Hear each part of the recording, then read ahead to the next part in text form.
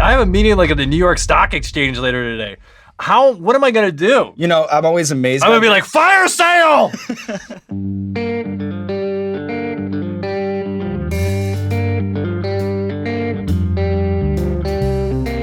Oh, God. Hey, what's going on, everybody? For First We Feast, I'm Sean Evans, and you're watching Hot Ones. It's the show with hot questions and even hotter wings. And today we're joined by Ashton Kutcher. You know him from his more than 20 years in TV and film. He's also a successful tech entrepreneur and investor. But don't worry, he hasn't quit his day job quite yet. New episodes of The Ranch, Part 7 are on Netflix now. Go check it out. But first, The Wings of Death. Ashton Kutcher, welcome to the show. Thank you for having me on the show. I really appreciate it. I'm extremely nervous right now, but I'm not going to talk very much. Why are you nervous? I don't know. Because I don't know what I'm getting into here. It's a little disconcerting. So I've experienced it before. It's painful. Are you ready for another round? I'm ready to go. I'll rumble with you.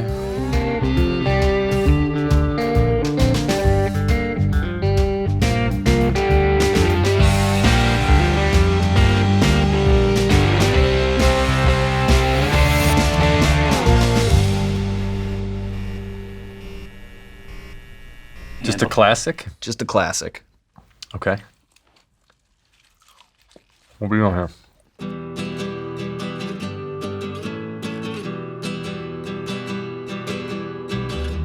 That's got a little tingle on the tongue. Mm-hmm. Not bad. Flavorful. But if this is one, I'm terrified. I'm very scared of that last one already. Okay, I'm good. So as you mentioned in your intro, The Ranch, it returned to Netflix and is a native Iowan. I know that you're no stranger to the ranching lifestyle. Yeah, so when I was 13, my mom moved out into the country. And so I helped her out on the ranch a little bit, like helping out with the cattle and stuff like that. The craziest thing was like, when you have like bulls that you don't want to continue to breed, they got to cut the nuts on the bulls. You cut nuts. So I've cut nuts before. It's very unpleasant to watch. Which Hawkeye state-specific job taught you the most about life? Oh, man. See, I had a lot of like very blue-collar jobs growing up. I worked in a cereal factory, like sweeping Cheerio dust. Washed dishes in a kitchen for a while. I used to skin deer in a butcher shop during deer season. I think the biggest thing it taught me was like just appreciation, because when you do have a job like that when you get home at the end of the day, you collapse from physical exhaustion. Collapsing from mental exhaustion, from like sitting in an office all day, seems easy, and being an actor seems even easier.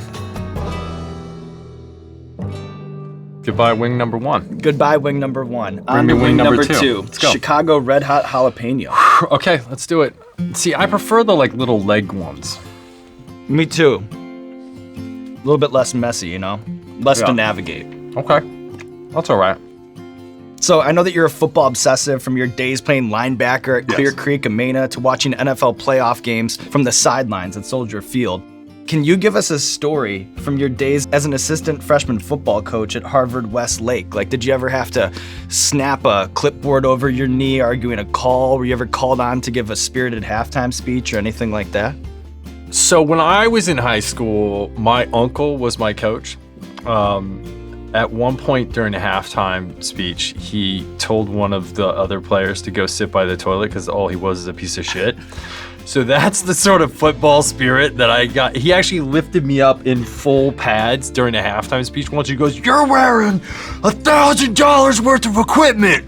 Use it!" And like tossed me back down. So this is like the football. I don't think Harvard Westlake was like ready for Iowa football guy. So I definitely toned things down. But at one point I gave a speech where one of the other coaches pulled me aside and was like, "Yeah, I mean, they're just, these are the freshmen. Like, we might want to just we don't need to necessarily like go that far with it." So yeah, different people need different types of motivations to perform at their highest ability. And some people that don't ever have anyone give them a kick in the ass need a kick in the ass. You can see it. You can see it on the field. That's all I'm saying. We are on the heartbeat. Pineapple. Oh, pineapple. So the sweetness should cut down the heat a little bit. Mm-hmm. It should. When we started the show, we lost track at how many guests sitting in your seat would look around and be like, am I being punked right now? You know, the show, its pop culture impact, it's so obvious, but I'm curious about what you think its influence was with how celebrity is handled in the media. Like, do you think famous people have been more on their heels ever since then? So I once had like a TMZ guy like outside of a airport like shove a camera in my face, and he was like just asking me just abrasive stuff, and I just didn't want to talk to the guy. I had like no interest. And he was like, come on, man, you did Punk'd. Like, you know, like, this is the thing. And I was like, no, this is like really different than Punk'd. Like, yes, we filmed people on Punk'd, but we never aired a single episode that a celebrity didn't sign a waiver to say it's okay to air this. And in fact, there were many cases where I was like, listen, I'll show you the Final Cut product. If you don't like it, if you don't think it's funny, we just won't air it. And then I know the stakes for the pranks, they were very high. Like, what's the most money you think you ever lost, either because a mark caught on to what you were doing or because something went haywire? So usually if a mark caught on to what we were doing, we would hit the eject button and then like keep the bit up and then try to bring somebody else into the scenario so we didn't lose the money. Right. Or we would keep it going on for so long that they'd be like, okay, there's no way I'm being punked. And then you're right back on. So a lot of times someone would be like, I'm being punked right now. I swear I'm being Ashton, come out, I'm being punked. And I would just be like, okay, everybody back off and chill. So that happened quite a bit. But I think the most amount we lost was like $300,000 on a bit that we were pulling. I can't remember exactly, but I want to say that there was like a special effect that was supposed to go off that didn't go off, and we couldn't get it to trigger, and there was no way to do it. And so we had to just pull.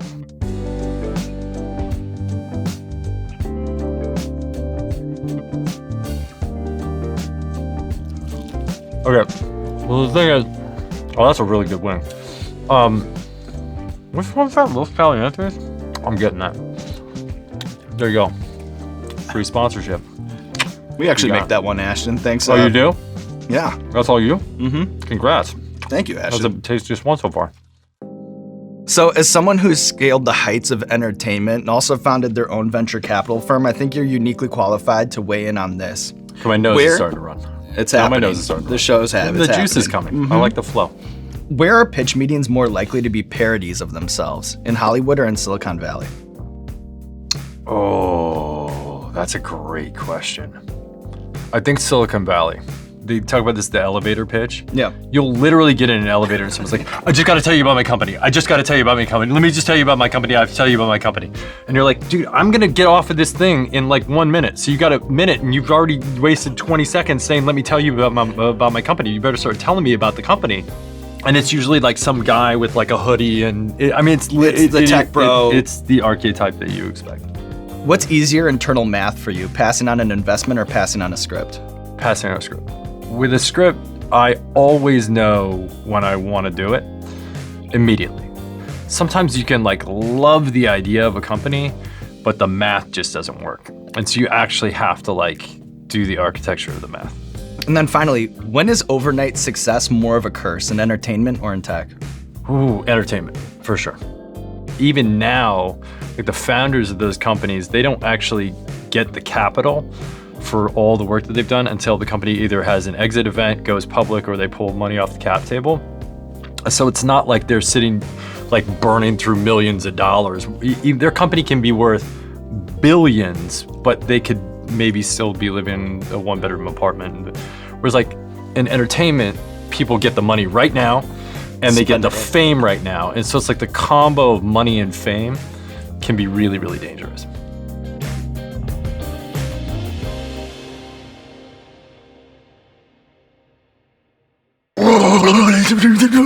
Let's go. The yellow one. Yeah, this is yellow. Mm-hmm. All right, here we go. All right, Ashton, we have a recurring segment on our show called Explain That Gram, where we do a deep dive on our guest Instagram, pull interesting pictures that need more context. And here in season 10, we're doing it big. We have retired the laptop, and we are now going off monitors. Camera guy Bill says there will be no hiccups. So we have our best man on it Where's camera guy Bill? right there. What's up, camera guy Bill? What's your shirt say? Midsummer? Midsummer, great movie. Oh, Yeah, haven't seen it. recommend. Midsummer. Yeah, very good. Check that one out. First things first, it's you courtside at Staples Center talking to Kobe. Do you remember this moment? Yeah, specifically. I think I was giving him a hard time because I was talking to him about like how it feels to be getting older. Because he was like, man, I can't keep up with these kids. They're like going out. It was like, I think it was early in the season. He was like, these kids are just running all over the place. And I was like, yeah, we're getting older, bud. So this is, yeah, we're getting older, bud. That's the caption. Is it true that you savagely heckled Gary Payton so bad one time that he returned the trash talk? Yes, I was in, I think, those same seats, and I said, I was like giving him a really, really hard time. He's like, why don't you just shut up and eat a hot dog? And I was like, listen, I'm under his skin. I've already won. Diddy party stories, they're our favorite genre of anecdote, if you really? have one, yeah. Wow, okay, I've got a lot I can't tell. So, I can't tell that one either. I mean, I'm like actually cycling through them. There was one moment, so it's not really a party story, but our relationship was really bizarre. So it started over punked, because he was like, yo, Don't punk you me. can't punk me. And I was like, I don't want to tell you, everybody's on the table. He's like, not me, I'm off the table. And so that started our conversation. We became fast friends, and we used to just hang out, watch football together. And he came over, and I was like, I'm going for a run. He's like, oh, I'll go for a run with you. And so he comes over to go for a run. About halfway through the run, he's like, yo, I'm running out of gas right now. But we had like paparazzi all around us at the time. He's like, you gotta slow down, but make it look like you're not slowing down. 'Cause he had to I don't look- want to look yeah. like I'm not gonna be able to finish this thing. And he was losing it, right? Like he was like me right now with the wings and the heat starting to kick up. And he's like, and we finished out the run. And then he was so upset over the fact that he got skunked on this run. That year, he decided to run the New York Marathon. And so he just started immediately training for the New York Marathon. I like that, 'Cause bounce back. Well, he just can't lose. Even when he's that close to humility, that like it becomes a driver. And so then he went out and ran the New York Marathon. Here you are playing Steve Jobs in the Steve Jobs biopic. Why is it a bad idea to do the Steve Jobs fruitarian diet? Oh my God. This is the craziest thing. So I'm studying the character, and there was this book that he had read that he got when he was in India about like the healing properties of fruitarian diet and this. But I was just sort of studying like his eating habits and his behaviors, and was told that he drank a lot of carrot juice. And part of it, he kind of always had like an orange color to his skin because he drank this Adwala carrot juice. And I was like, well, if I'm playing the character, I'll just drink the carrot juice, I'll have the orange tone to my skin. So I started just drinking carrot juice like nonstop, like all day long. 2 weeks before we went to start shooting, and all of a sudden I was like, I had this like pain in my back. And through the night, it got worse and worse and worse and worse and worse.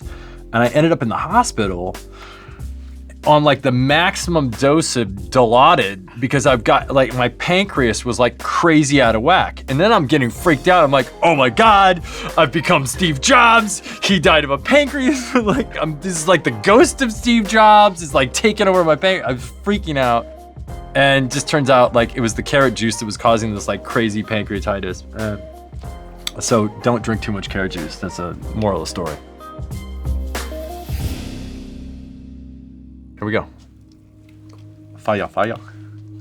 So the tech world, it's known for disruptive thinking and bold proclamations. So now that we have a tech power player here, what I want to do is bounce a few big ideas of the future off of you. And I'm just curious if you agree or disagree, okay? Okay. This first one is from former There it is. Facebook president Sean Parker. Yeah. I believe in the future, privacy will be the new celebrity. Yeah. I was there when he said that. He and I were doing an interview together. He said, in the future, privacy will be the new celebrity. I think he's right. Like, I have an app in my phone, in my pocket right now. It's like a beta app. It's a facial recognition app. I could hold it up to anybody's face here and, like, find exactly who you are, what internet accounts you're on, what they look like. That's terrifying. Here it comes. There it is. I have like some after saliva happening right now. This is really beautiful. This next one is from Frank Ng, the CEO of Allied Esports. A little glow. As an industry, video gaming is already bigger than music and movies combined. Esports will be the biggest format of entertainment. What did you just say? Start over. I can't hear a thing. All right. As an industry, It's in my ears. As an industry, Yeah. video gaming is already bigger than music and movies combined. Yeah. Esports will be the biggest format of entertainment. Yes, that's a fact.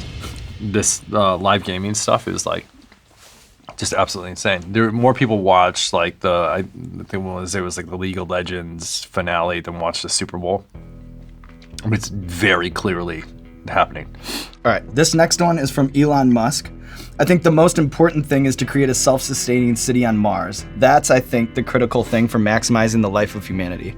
Yeah, I don't know if I agree necessarily with that whole thesis, and I like Elon and I like a lot of the things that he thinks about and says, but the notion is that for the survival of the species, we need to be able to get off the planet, right? And so the first step to get off the planet is get to the next nearest planet. But don't we want to see like some sense that we can actually get to a hospitable planet? And Bezos will say the same thing. A lot of it's like parodying some of the stuff that Elon said. Functionally speaking, it's hard to believe that we're going to have enough energy for people's consumption of energy over time on this planet. So we may well want to be able to get energy on other planets. And finally, you gotta be pretty desperate to make it with a robot. That's from Homer Simpson. It's just wrong. I disagree. My eye's burning now. Did you Why touch? is my eye burning? I think I touched my eye. Now I have an eye burn. We had a powwow. I know, Do you we told have me all about it. I'm gonna be okay. It happens. It I'm gonna happens. be okay. I'm just. Let's I don't get have you a- anything to wipe my anything on anymore. It happens. This is it happens. crazy. Here comes Dom. Here comes Dom Ah. with a fresh one for Yeah, here, you. let's trade that guy out. Oh, look at you. Thank you. We offer more than Appreciate just it. water and milk here, Thank Ashton. you. Everything is full service. This is lovely. And by the way, like one of the best interview questions I've had in a long time. Yeah? It's really lovely. I feel like Well, I'm- we still have some time to go. You know, I can blow it here. Okay. Feel free. Diddy party stories. Man. That was like some weird memory lane. Ugh. What kind of pepper are we getting to do? If it doesn't tell me what I think it's a Ghost and Reaper situation. Oh, over here. I just had a return. There was a return. That was that a just said return to sender right there. I have to go. I have a meeting like at the New York Stock Exchange later today. What am I gonna do? You know, I'm always amazed. I'm by gonna be like, this. fire sale! Holy smokes. It's gonna be Okay, one let's hell go. of a meeting. All right. Okay. That's more my wheelhouse. Mm-hmm. What's the one? So I know that you were an early adopter to Twitter. If I have my information right, you're even the first users to pass 1 million followers. I'm in the Guinness Book of World Records. I just found that out today. And since Pretty then, exciting. I have a word in the Webster's Dictionary, punked, but I'm in the Guinness Book of World Records. I think that's pretty cool. I'm humbled. I'm saying humbled that. by the fact that happened somehow in It's this amazing. insane life. Like, I can't believe it. Like, it blows my mind. As a kid, if you told myself as a kid that, I'm gonna shut up. You go ahead. As one of the first celebrities to fully embrace social media, do you think on a shift level, increasingly, there's this pressure to build this like cult of personality to help market or make viable whatever project is being made? There are actors that do very, very well by being very, very well known as to who and how they are in their daily lives. If I were to do my career differently, I think I would have held who I am and how I am in my personal life way closer to the vest, so that I had more versatility in the characters that I play. Because sometimes I'll be playing a character and people are like, they just call bullshit instantly because they know who and how I am, and therefore they can't buy into me. They can't like make the imagination leap into me as the character. And I think there are a ton of really, really great actors that do that really well. Like Gary Oldman. You tell me how Gary Oldman is in real life, and I'll give you $1. Joaquin Phoenix, that's another, like, how's Joaquin in real life? You don't know, but you know that these characters that he plays are just like, you know, all over the map. Like Ryan Gosling, I think, has done a really good job of it. But that's kind of always been the case. You've always had like Tom Cruises and people that were like extraordinarily well known for who and how they were, and then the characters that they played were really similar to that, and so you could sort of see them in the character. And then you've had actors that are like these hard character actors that are just outside of themselves and don't want to be known by the public. And I think both still exist.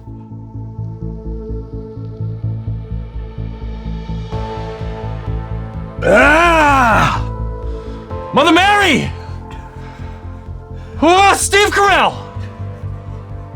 Okay, here we go. Oh, look at you casually drinking your water like a ninja. Like a ninja heat assassin. Sneaking, yeah, in the shadows. I saw that. And the audience saw it as well. Because I pointed Been it out. exposed over here.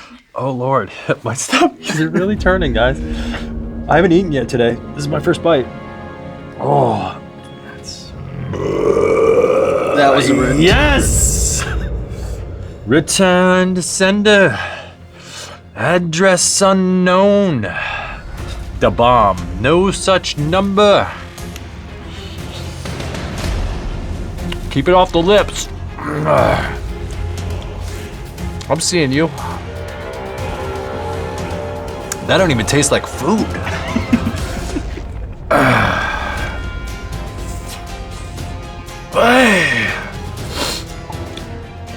I got the back of the throat. Yeah! It's what we came here for. Yes, endorphins! Fuck you, 5 hours of sleep! I don't back need up, one of your baby. energy shots, I'm good! We're up, baby. We are up. Ha! Do people still stop you on the street for dude sweet conversations, or is that tailed out over time? Dude! Sweet. Dude! Sweet. Dude! Sweet. And then? And then? No, and then! No, and then. No, and then!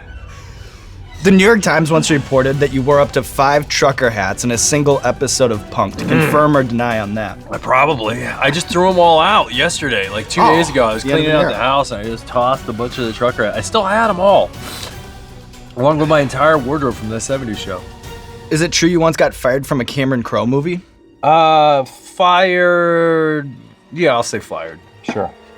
He originally wanted Orlando Bloom for Elizabethtown, and then Orlando Bloom was working on a Ridley Scott picture, and wasn't available. And so I went in, I auditioned, he cast me, and then we started working on it. And I think he wanted to like see the character in rehearsals like all the way, and I just I probably wasn't like disciplined enough as an actor to get myself to a point where I was like able to do that and show it to him in a way that he felt comfortable. At a certain point, we just kind of agreed that like it wasn't working out, more him than me. But also I found out at the same time that Orlando Bloom had just become available right when he decided to let me go. So I think he had like a nice safety net that he could land on. Oh, smokes. Okay, can I get another one of these, please? Yep. Is it different because I don't want to wipe my face with that burning, whatever that thing is? Hi, puppy. Okay. Thanks, Dom.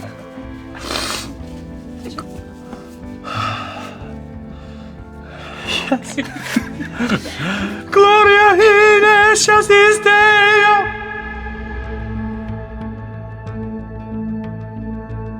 Why do I keep saying these random things? You know, we have to do what we have to do to cope in these situations, you know?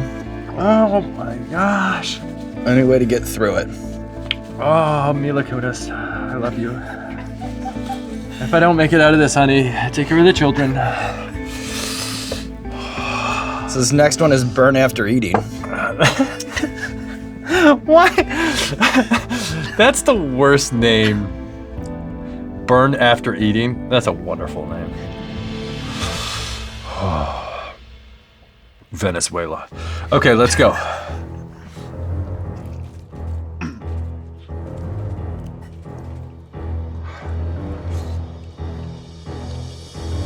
Dancing on it. All right, so most of the people watching right here, they recognize you from your many movies and TV shows, but you've also executive produced a fair number of reality TV shows, including the wildly underrated Adventures in Hollywood. What? Can you give us one? What was it? What did I make? That was that 3-6 Mafia. Oh, yeah, where they were living in the house. Wow. I love the wildly underrated was what threw me. Can you give us one how the sausage is made trade secret when it comes to reality TV? I'm like the biggest Bachelor fan in the world. I love that show. I think Bachelor in Paradise is like unbelievable. But I think it's just like this extraordinary look at like humanity in a different way that I don't get to see every day. And it sort of like compresses human decision making into this like pressure cooker where you watch people have to like consistently and constantly make these decisions and choices. The key is like constructing a show where the functional characters of the show have to make high pressure decisions at every act break. It must have been a big deal for you then to make a cameo on Rachel's season of The Bachelorette. It was unbelievable. So my wife and I, we go on a date like every Wednesday. We have like date night. We love this show. We watch it all the time. We actually just wanted to come and watch them tape, but then they were like, hey, can you come on? We're like, yeah, sure. And then you shot that segment at Malibu Wines. Did you get a chance to feed Stanley the giraffe while you were there? The crooked neck giraffe? I saw the giraffe, I didn't feed it. Why are you shaking the bottle?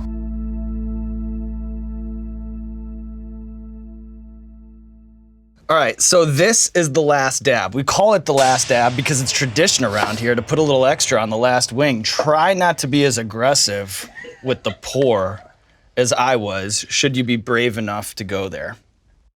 You don't have to if you don't want to. Calm down. Relax. Okay, I feel better. I think you're getting a little, yeah. When you get to the finish line, I can't feel my nose. Very deliberate. Well, you said try not to be as aggressive on the pour as what you were, so I'm trying not to be as aggressive on the pour. I'm listening. I'm taking all the instructions. Text, look at that. Puts things into perspective, All right, Ashton Kutcher, here we are at the end of our ride down the spicy wing gauntlet. And we've hit on a lot of the Ashton Kutcher greatest hits, but there's one deep cut that we've missed. And that's that you were a biochemical engineering major over at the University of Iowa. That's right. So, we're gonna take it back to those classroom days. Can you do your best with the heat going through you to explain Punnett squares to the internet? Explain Punnett squares? Yeah, sure. Okay, so Punnett squares are basically it's a way to solve for dominant and recessive traits, right? Genetically, right? We're gonna make our little 4-quadrant square, okay? Big B, brown, little b, blue, okay? The only way to have blue eyes is to have 2 little b's. And when the other parent could have had brown eyes but been a carrier for the recessive trait of blue eyes. So mom would be little b, little b. So now we're gonna determine each one of these boxes holds a 25% likelihood of the offspring having that color of eyes. My nose is running, give me a moment. So as you can see, if this offspring, which is one of the potential offspring, has a big B and a little b, they will have brown eyes. This offspring would have a big B, a little b, and have brown eyes. Dual recessive, dominant recessive, having a recessive offspring. An education from Ashton Kutcher, and look at you, my man. 10 chicken wings up, 10 chicken wings down, and still in plenty of time for your meeting over on Wall Street. I felt like the middle range was rough. But then we just zenned out, didn't we? We zenned out. I got to know a lot about you. Thinking about the pain of others, and all of a sudden ours seemed like nothing, didn't it? We just had gratitude for the world, you and I. Exactly true, and the education continues. Now there's nothing left to do but roll out the red carpet for you, Ashton Kutcher. This camera, this camera, this camera. Let the people know what you have going on in your life. If you have any projects to plug or anything like that. Oh, what do you want to be talking about something? Oh, The Ranch is out on Netflix right now. So you can check out The Ranch on Netflix. If you want to text me, you can just hit me up. My number's 319-519-0576. That's an actual number. You can text me. I'll try to hit you back if I have time. Otherwise, I'll keep you up on what else is going on in the world. Good job, Ashton. That's really fun. Did you have a good time? You need this? You need a little sip? Attaboy. He'll be all right after this. He'll be okay. He's had a couple wings. Anybody have a beer? Do we have any beer for Ashton? Kumbaya, my lord. Kumbaya. is up, Spice Lords? Camera Guy Bill here. I know we've retired the laptop this season, and you all miss me, but I want you to know that I'm still hard at work behind the camera. If you liked today's episode, it would mean a lot to me and the rest of the Hot Ones crew to give us a little like or a little subscribe. It would really mean a lot. This is Camera Guy Bill here saying, it's good to be Camera Guy Bill.